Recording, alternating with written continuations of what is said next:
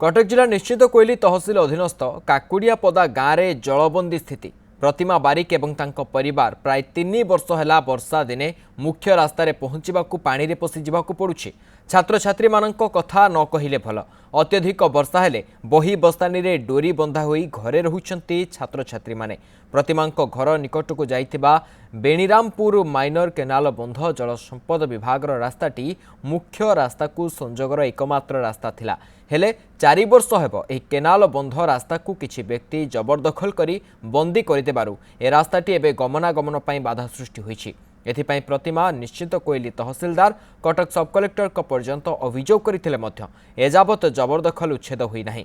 अन्यपटे जबरदखल करथिबा व्यक्ति को ए बाबदरे पचारिबारु से कैमेरा आगरे किछि कहि नथिले। निश्चित कोइली तहसिलदार को पचारिबारु से मध्य कैमेरा सामनारे किछि कहिबाकू मना करि दैछन्ते।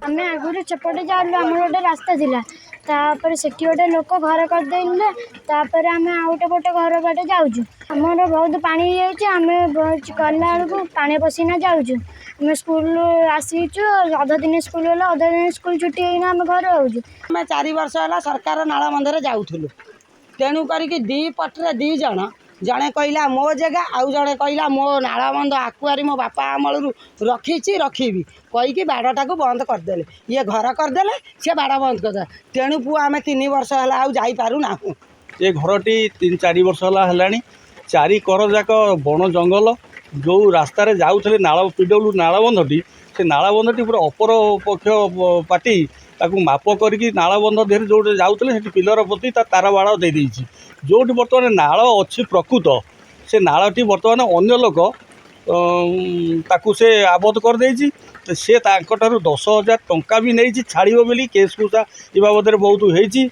विडीओ पाखु जाइछन्ती तहसिलदार पाखु जाइछन्ती सरपंच पाखु जाइछन्ती वार्ड मेंबर समस्ते ए बाबद जानती कहीं किंतु आर आक्षेप नेले नहीं। माननीय अदालत 42 दिन मोहलत देइथिले 42 दिन भितर से गोटे रिप्रेजेंटेशन तहसिलदार महोदय पाखे देवे उक्त रिप्रेजेंटेशन को तहसिलदार महोदय डिस्पोज करेंगे तापर जहाँ आईनगत कार्यानुष्ठान रहिबो सेही मुताबिक कार्यक्रम हम वर्तमान सुधा से जो आदेश थिला तार समय सीमा सरी जाइछि।